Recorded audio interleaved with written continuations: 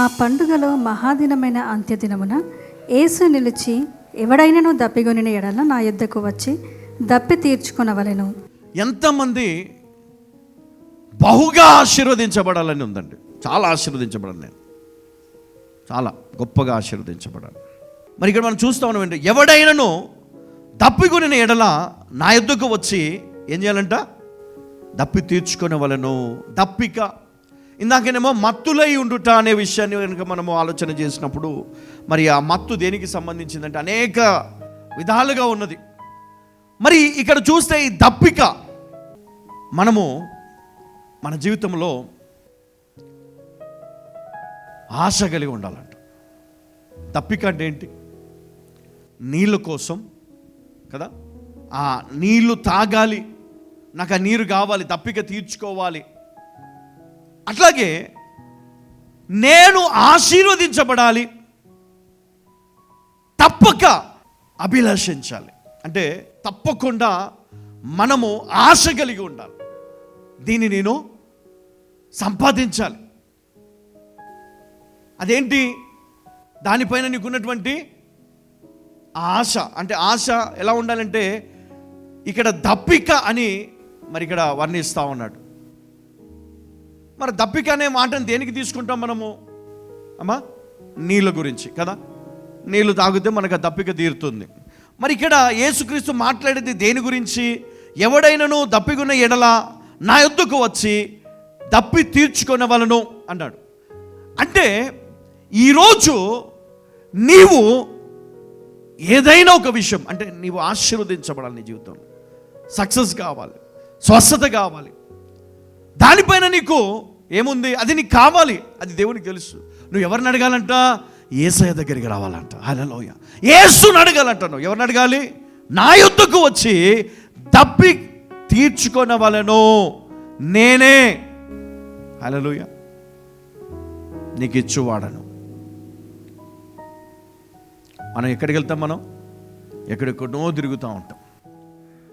కానీ దేవుని సన్నిధికి వచ్చి, దేవా, ప్రభువా, అయ్యా, నా పరిస్థితి బహు భయంకరమైనటువంటి పరిస్థితి నాయన, నా శరీరంలో ఉన్నటువంటి వ్యాధి, అది ఎవరు కూడా నాయన తీసివేయలేరు ప్రభా, నీ ఒక్కడివే స్వస్థపరచగలవు అని నువ్వు ప్రార్థన చేస్తే తప్పకుండా దేవుడు నిన్ను స్వస్థపరుస్తాడు. అందుకనే మనం ఎవరి దగ్గరికి వెళ్ళి ఆ దప్పిక తీర్చుకోవాలో మనం తెలుసుకోవాలంట. నీ చదువు విషయంలో, నీ కాలేజ్ విషయంలో, లేకపోతే నీ ఉద్యోగం విషయంలో నువ్వు ఎవరిని అడగాలంట?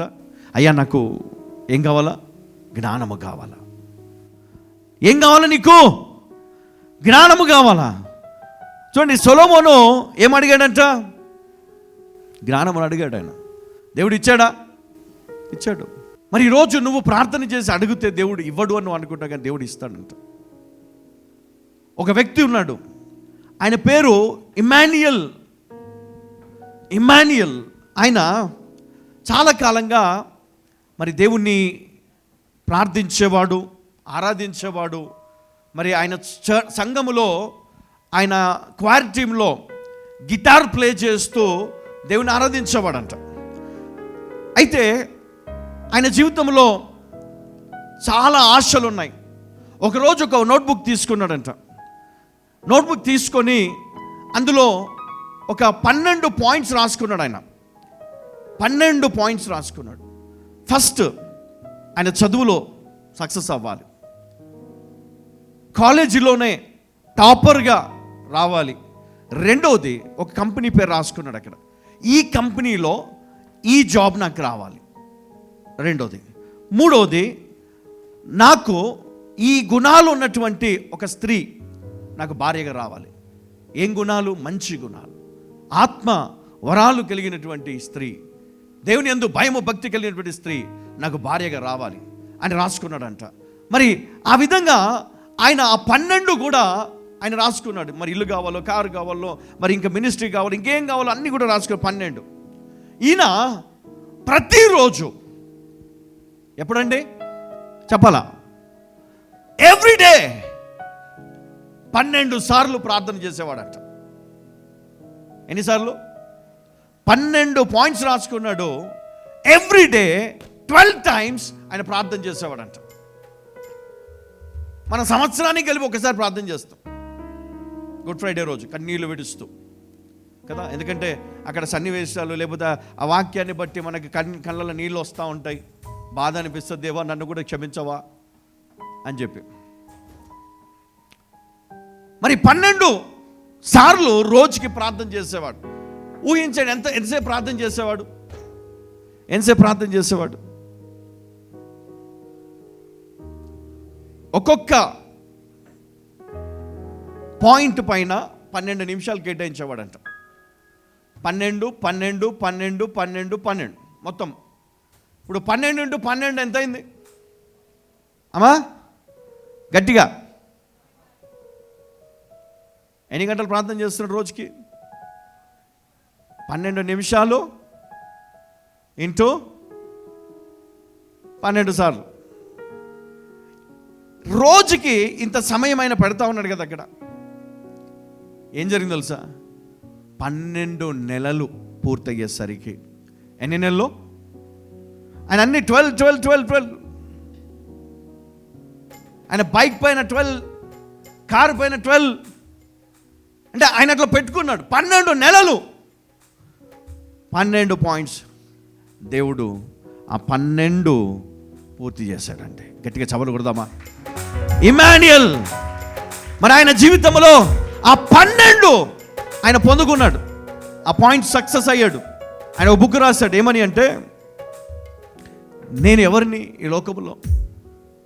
నా తండ్రి ఒక వ్యవసాయకుడు, నా తల్లి ఒక టీచర్, నేను ఒక సంఘములో మరి నేను క్వార్ టీంలో పాటలు పాడేవాడిని, గిటార్ ప్లే చేసేవాడిని. నేను వినే వాక్యము నన్ను మార్చేస్తుంది.